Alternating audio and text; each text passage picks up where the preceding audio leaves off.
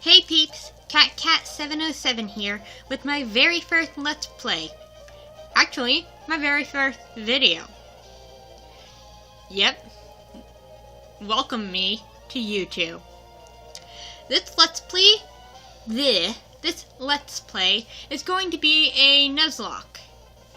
Just because I can't start off with just playing through a game. No, I have to make it difficult for myself because I hate myself. Yep. Lovely. Now, this Let's Play is going to be something I like to call a lucky Let's Play, because luck is going to be a major... I need a word here. It's going to be a major part of this Let's Play. Obviously, the two rules which all Nuzlockes use is going to be a part of this. Or three, actually.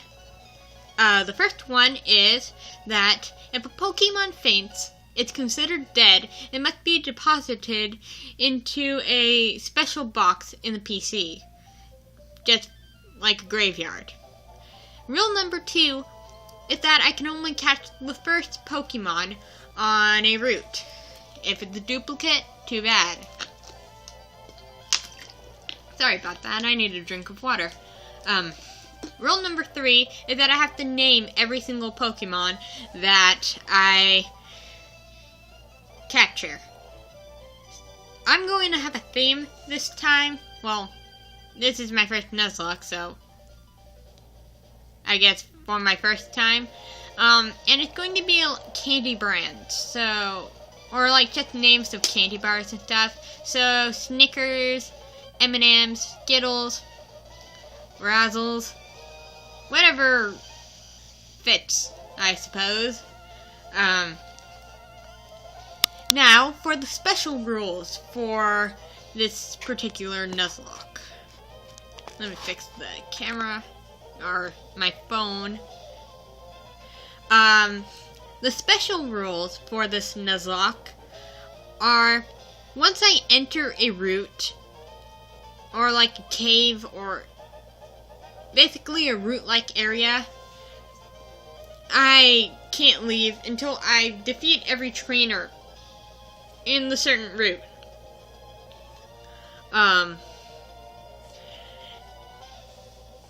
Now, there's another rule that I'm adding, which is where the whole luck aspect of this comes in. Whenever I enter a route, I'm going to roll a dice. Now, according to what I roll, another rule is going to be placed. If I roll a 1, I will have to battle every single Pokemon I encounter. Now, why that doesn't seem so bad when at first glance, not only is that going to wear down my power points, but also it's going to fray on my nerves, especially if I'm in a cave, and make everybody just kinda hate rolling a 1.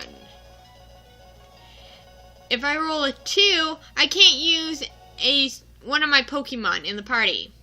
So, let's say I don't have 6 Pokemon and I roll a 6. Well, that I'll have to roll again until one of my darlings cannot be used. The only good thing about that rule is that means one of my Pokemon, no matter what, is safe. What happens if all my other Pokemon die? Well, then I will be forced to use that Pokemon. I won't really have much of a choice about it. At that point, if it really gets that bad, I don't think there's going to be much I don't think I'm going to be surviving at all. If I roll a 3, I can't use any healing items. That does not... well, yeah, it includes berries, but it does not include items like leftovers. I'm not sure if that's in this version, because I haven't ever played this version before. Yeah. It does not include something like leftovers, which is something I guess I could do to go around that rule. Rule number 4 is that, well, if I roll a 4, I can't use any super effective moves. Now, if I accidentally use one, I won't, as punishment, I won't be able to use that Pokemon for the rest of the route. Now, unfortunately, my type matchings is not completely up to par. I know the basics, but sometimes I'm a little forgetful. If I'm unsure about something, I will try to look it up. What happens if I only have, like, all my Pokemon, all the power points for other moves is used up, and I can only use a super effective move. At that point, I don't have much of a choice, and if I don't have any healing items that can restore power points, then I will have to use a super effective move against the Pokemon in question. If I roll a 5, I can't switch out my Pokemon in battle. So whatever Pokemon I have up front, I have to use against whatever Pokemon I happen to encounter, or whatever trainer, because I can't switch.